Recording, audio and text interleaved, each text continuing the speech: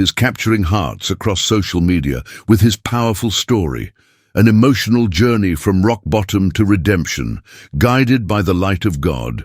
And this is his story. My walk to Islam was so painful that to be anything else is unbearable. So I'm committed because I love him. You understand? I love what he's done for me. He gave me back my life.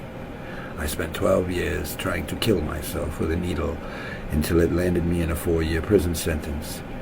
And somebody handed me a Quran in the beginning of that sentence, and it saved my life. You understand? I fell in love with that book before I ever said Assalamu alaikum to the first Muslim I ever met.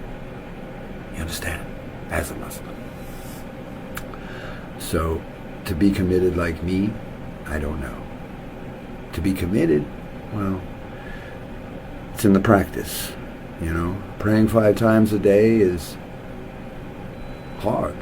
You know, it's not easy, especially on your own, when you don't have a congregation calling you, oh, come to pray, everybody wants you to come pray, why aren't you praying, are you going to come pray? Nobody does that for me. No, I do that for myself. You understand?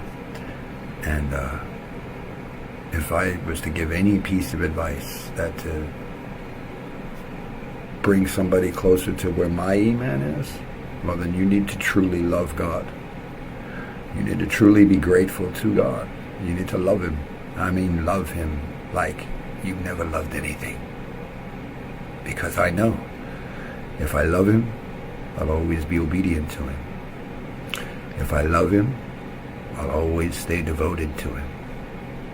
If I love him, there's not a thing in this world that could break my commitment. You understand? Because I love him wholeheartedly. And he just makes that bigger and bigger every day. So, to be committed like me, you first have to walk through hell without any guidance whatsoever. Wow. And to find out that you were guided the whole time. Huh, pretty much. Yeah. I don't know. Love him. That's my advice. Pray 5 times a day. Read your Quran every day. And love Allah. And by proxy, learn to love what he loves. And inshallah, he'll love you back. And that is a gift. I was once engaged to a woman. She passed away last Ramadan. Not this one passed, but the one before it. God bless her. So my ex-fiancée, she was 2 days younger than me. At that point in time when I was about to marry her, I would have told you that God put her on this planet 2 days after me so that I could marry her. I loved that woman that much. And, well, she broke my heart. Broke it horribly. Oh my God, she broke it so hard. She left me for her tattoo artist. So was God punishing me by taking away a woman I had devoted so much of my life to and known almost my whole life and tried to, you know, have children with and everything else, and didn't have children. Matter of fact, she got pregnant after I left, after we broke up, and had a child. And he was 6 when she passed away. I hope he's doing well.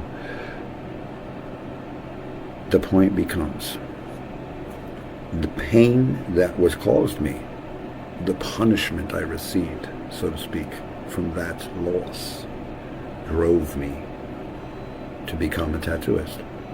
It drove me to working at the same shop her new boyfriend works at until I got a job there. I became the manager, and I fired his ass 4 months later. Today, I'm 20 times the artist that man ever thought of being, and I found a passion and a way of life that I loved for many years, and it was a gift to be a tattooist for many years before my conversion to Islam.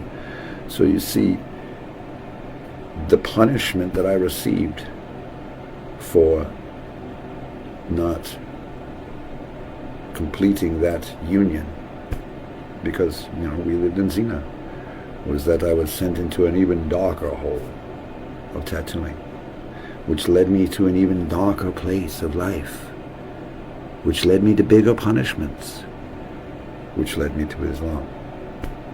So you see, the ends justify the means. But probably a good guess amongst many of you. You see this tag? In 30 days, I get another one of these for 5 years. And I don't go to meetings now. I used to. I know the program. I used to sponsor guys, everything. I believe in the program. That's why I don't talk about the program a lot. Because Islam has replaced this for me. Now, whether it'll do that for you or not, well, I'd almost bet it would. However, I bring this up because in this day and age,